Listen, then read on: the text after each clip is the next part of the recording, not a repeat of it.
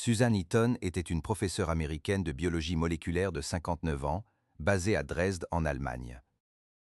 Son travail l'amenait à voyager à travers le monde pour des conférences sur les dernières avancées dans son domaine.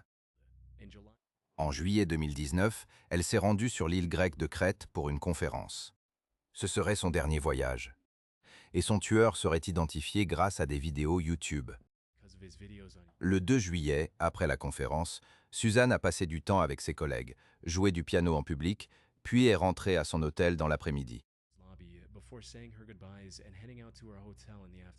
C'était la dernière fois que quiconque a vu Suzanne vivante.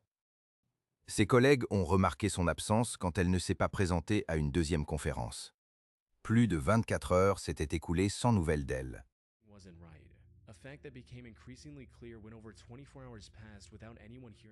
La police est arrivée à sa chambre d'hôtel. Personne n'a répondu. En entrant avec un pass, ils ont trouvé la chambre vide et intacte.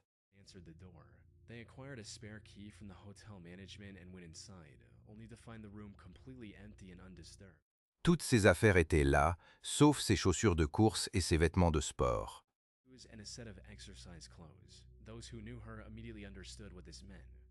Sachant que Suzanne était une athlète passionnée de course à pied, les enquêteurs ont émis l'hypothèse qu'elle était partie courir peu après son retour à l'hôtel le 2 juillet.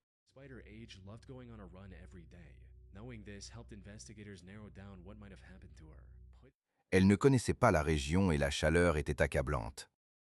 Il y avait une forte possibilité qu'elle se soit effondrée à cause de la chaleur. La police de Crète a déployé une équipe de recherche et de sauvetage. Sa famille s'est rendue en Crète et a offert une récompense de 50 000 euros.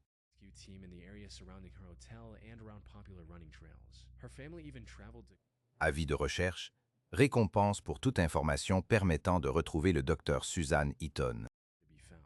5 jours plus tard, le 8 juillet, deux jeunes hommes qui exploraient des bunkers abandonnés de la Seconde Guerre mondiale ont découvert les restes ensanglantés de Suzanne sous une toile de jute.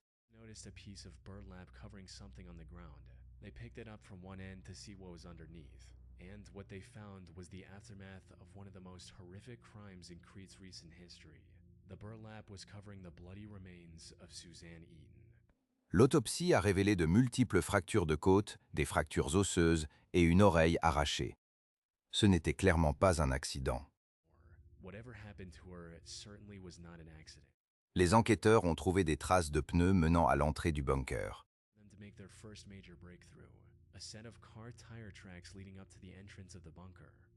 L'analyse des traces les a menés au véhicule qui appartenait à Giannis Paraskakis, un berger local de 27 ans. Giannis a nié en bloc, affirmant ne rien savoir du bunker ni avoir conduit dans cette zone. La chaîne YouTube de Giannis Paraskakis contenait 3 vidéos de Qigong.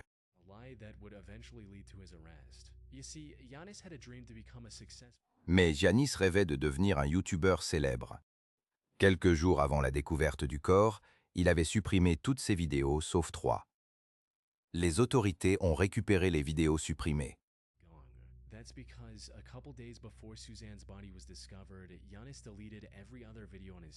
La plupart montraient Giannis en train d'explorer des bunkers abandonnés, y compris celui où Suzanne avait été retrouvée.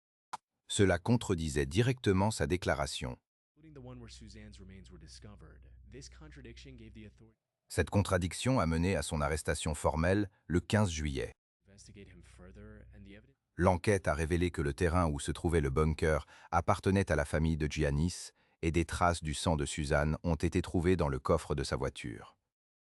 Confronté aux preuves, Giannis a avoué. Il avait vu Suzanne courir, l'avait percutée 2 fois avec sa voiture, puis l'avait transportée au bunker où il l'a tuée.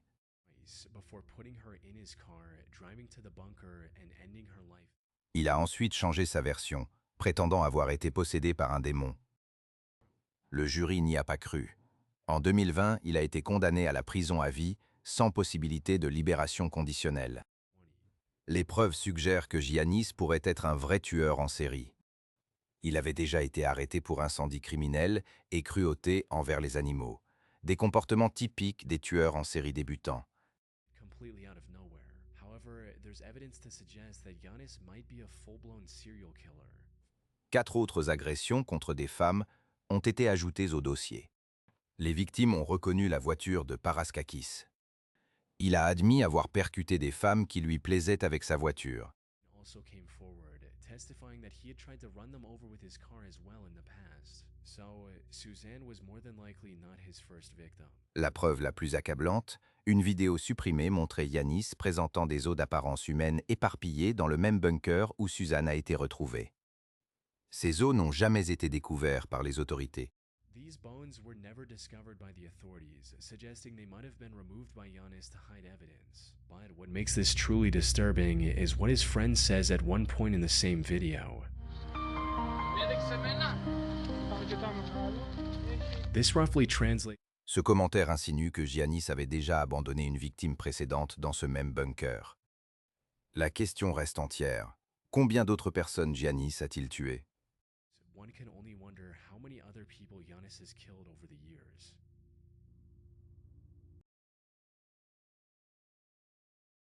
Samantha Walford, 24 ans, possédait et gérait la chaîne YouTube Simply Manic. 4-year-old Samantha. Elle vivait à Monticello, au Texas, avec son mari Ernest Lee Ibarra, surnommé Ernie, et leurs 5 enfants. Hey, Ernie. Elle faisait typiquement des vidéos sur sa vie quotidienne et des sujets variés. Topics. Son histoire a commencé en 2008.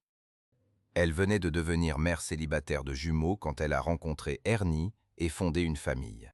She met Ernie at a local tattoo shop, and the two hit it off right from the get-go, eventually getting in a relationship and starting a family. Ensemble, ils ont eu 3 enfants de plus, dont une autre paire de jumeaux.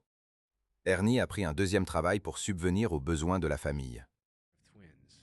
Raising 5 kids was a challenge, but Ernie made it work by taking a second job in pizza. Pendant qu'elle restait à la maison, Samantha rêvait de devenir une actrice célèbre. 5 children appeared to be the perfect loving family. However, while being a stay-at-home mother was all she could do at the time, Samantha still had a dream of becoming a famous actress one day. I've always wanted to be an actress. I think it is so much fun. I've been extras in movies. I've had small parts in like short films. It is so much fun and it is so beautiful. It is one of the most amazing forms of art ever to be able to express yourself that way. I think it's amazing. En octobre 2010, elle a créé sa chaîne YouTube, espérant réaliser son rêve en ligne. A popular YouTuber and fulfill her dream on the internet instead. Les choses allaient bien au début.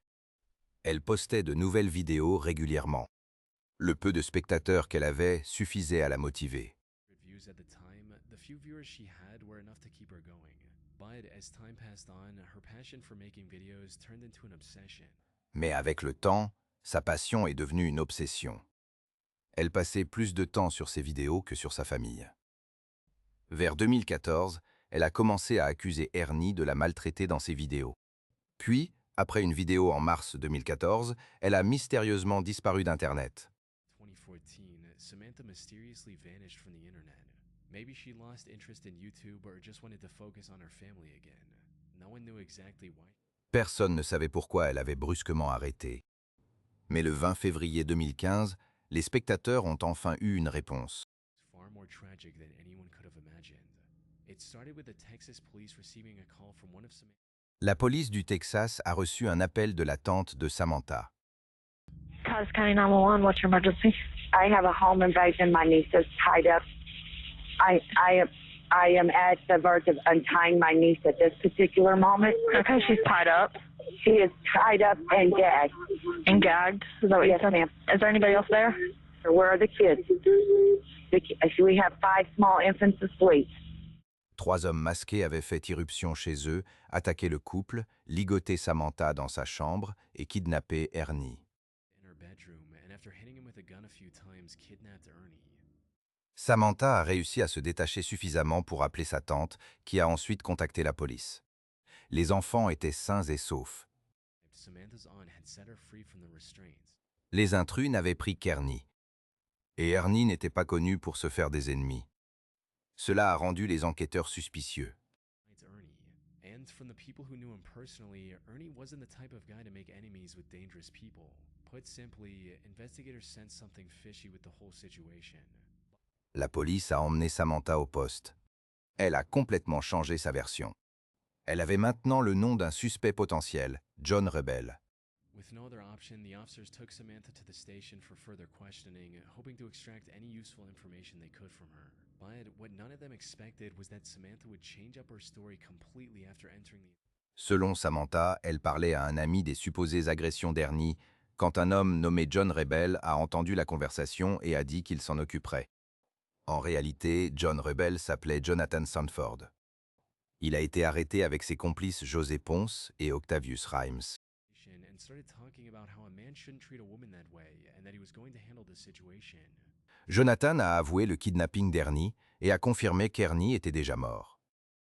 Il l'avait emmené dans une forêt isolée et exécuté. Mais les enquêteurs se demandaient pourquoi. Samantha continuait de nier toute implication, mais son histoire avait beaucoup de zones d'ombre. He confessed to kidnapping Ernie. He also confirmed the worst possible outcome, that by the time the police got involved, Ernie was already dead. The three took him to a secluded forest and executed him with one shot to the back of his head.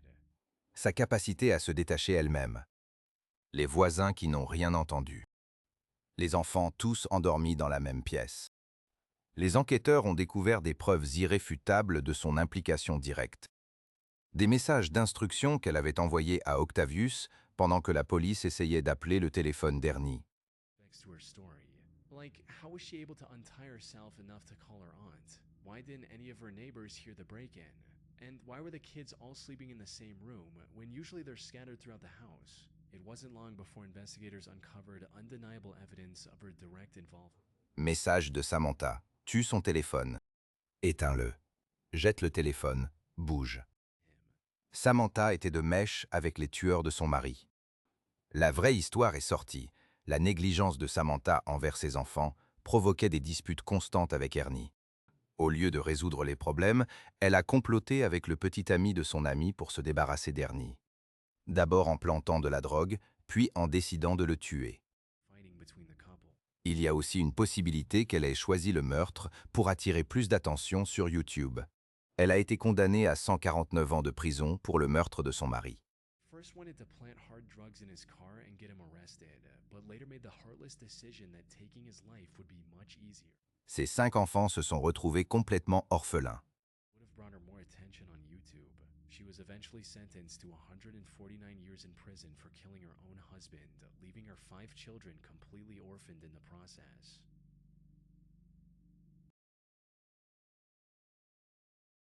Diana Lovejoy était une rédactrice technique à succès vivant à Carlsbad en Californie avec son mari Greg Mulvihill. Mulvihill. Sa vraie passion était de devenir une athlète de triathlon et de documenter son parcours. Documenting her journey on video. Son blog s'appelait Lovejoy Fitness. This blog called Lovejoy Fit Elle a lancé une chaîne YouTube en 2008, documentant différents aspects de sa vie. Elle a même essayé de devenir animatrice d'émissions de cuisine.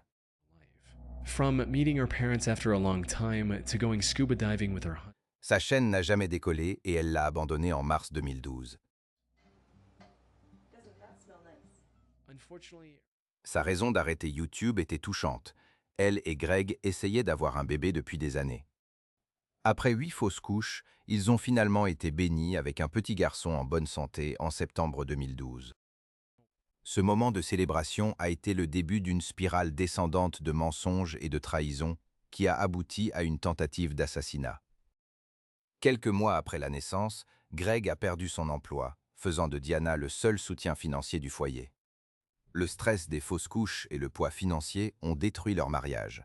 started a downward spiral of lies and betrayals, eventually culminating in an assassination attempt.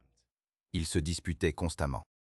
Le 9 juillet 2014, Greg est rentré chez lui pour trouver un policier qui lui a expliqué qu'il ne pouvait pas entrer car Diana l'accusait de l'avoir agressé, elle et leur fils. Extremely expensive city all on her own spelled disaster for them.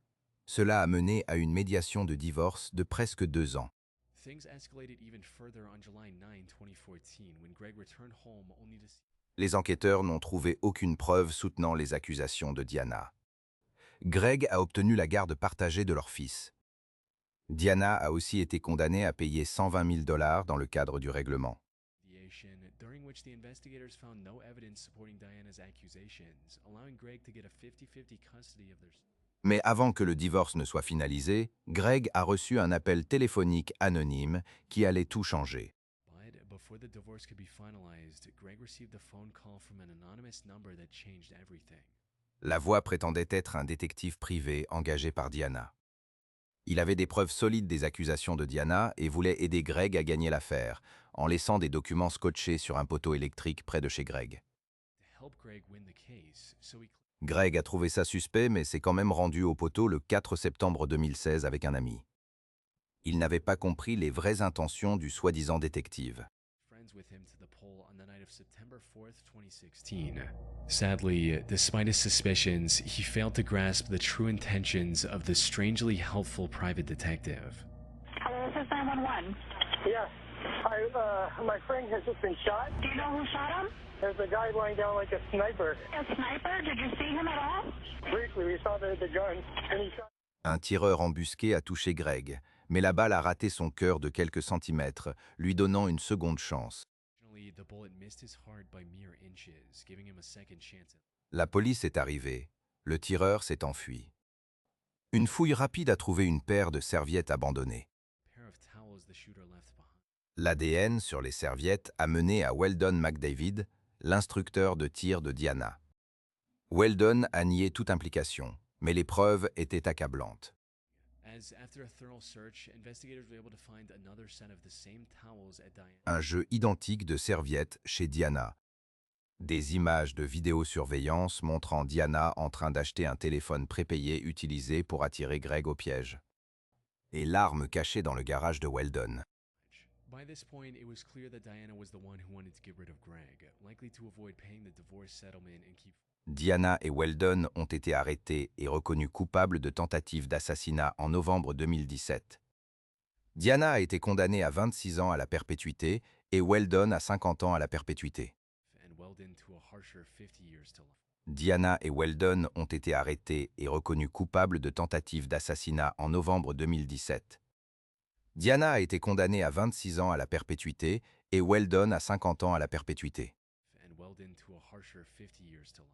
Le seul point positif, Greg s'est complètement rétabli et vit maintenant avec son fils. Is now living with his son. La chaîne YouTube Gunnar 87 appartient à un jeune Islandais nommé Gunnar Runar Sigurðarson. Elle ne contient qu'une seule vidéo. Torsson and contains a single 3.5-minute video of him confessing his feelings to the girl he loves. The title Cette vidéo est une confession de ses sentiments pour une fille nommée Hildur. has things like Hún er án efa sérstakasta manneskja sem ég hef nokkuð tímann hitt. Ég verð svo ótrúlega glaður bara að vera nálægt henni. Það þarf ekki meira. Og þetta er ætlað þér því að ég held sé orðin ást. Cette lettre d'amour apparemment touchante a été la clé pour résoudre l'un des crimes les plus horribles de l'histoire récente de l'Islande. Tout remonte à l'enfance troublée de Gunnar. the fact that Gunnar was in the room with his father. Quand Gunnar avait 9 ans, son père s'est suicidé avec une arme à feu devant lui. Mental health. He withdrew from the world and refused to accept his father's death as reality. Everything seemed hopeless for Gunnar. That is until primary school. Cet événement a profondément affecté sa santé mentale. Il s'est replié sur lui-même et a refusé d'accepter la mort de son père. Fearing he'd lose his only close friend. However, things changed in 2009 when Hildur got engaged to a man named Hannes. This gave Gunnar the push to do something about his feelings. But given his shy person, À l'école primaire, il a rencontré Hildur et en est devenu obsédé. Il l'admirait tout au long de l'école et jusqu'à l'âge adulte, mais était trop timide pour se confesser. En 2009, Hildur s'est fiancé à un homme nommé Hannes. Cela a poussé Gunnar à finalement exprimer ses sentiments. Trop timide pour le faire en personne, il a créé une chaîne YouTube. En mars 2009, il a mis en ligne sa vidéo de confession. things got a bit out. Hildur n'a jamais partagé ses sentiments, mais ils sont restés amis. Hannes, le mari de Hildur, ne semblait pas se soucier de la présence de Gunnar. Une décision qu'il allait regretter 1 an plus tard. Le 14 août 2010, Hildur a été invitée à une fête où Gunnar était aussi présent. Elle a trop bu et s'est évanouie. Home, but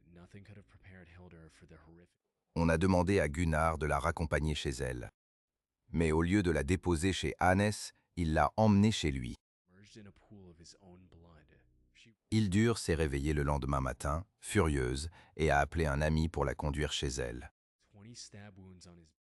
Là, elle a été témoin d'une scène horrifiante. Hannes gisait en haut de l'escalier, submergé dans son propre sang. Investigators wasted no time in looking for the killer. And Elle a couru dehors et a appelé les autorités. Hannes avait plus de 20 coups de couteau et était mort depuis longtemps. L'affaire a été classée comme homicide. denied knowing anything about it and was eventually let go. Les enquêteurs ont d'abord soupçonné des rivaux commerciaux de Hannes. Mais ils ont rapidement trouvé la vidéo de confession de Gunnar sur YouTube et l'ont convoqué pour un interrogatoire. Belonged to a pair of limited edition Adidas shoes. At the time, there were only 18 Gunnar a nié tout savoir et a été relâché faute de preuves. been to own one of these pairs. Mais l'espoir n'était pas perdu. Les enquêteurs ont trouvé une empreinte de chaussure ensanglantée à côté du lit de Hannes. Elle appartenait à une édition limitée de chaussures Adidas. Seulement 18 paires existaient en Islande. Et Gunnar en possédait une.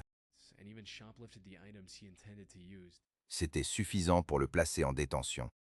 Une fouille de ses affaires a révélé le sang de Hannes sur ses chaussures et dans sa voiture.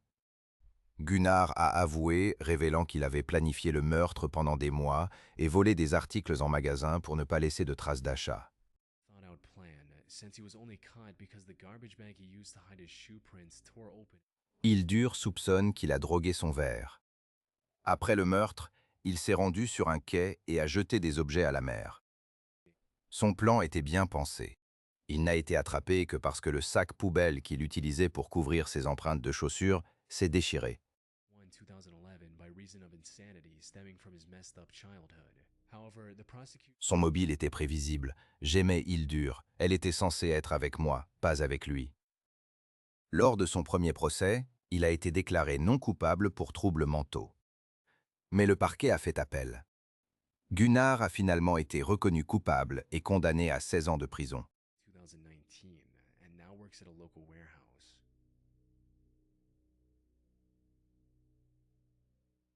Le parquet a fait appel devant la Cour suprême. Gunnar a été reconnu coupable lors de son deuxième procès et condamné à 16 ans de prison.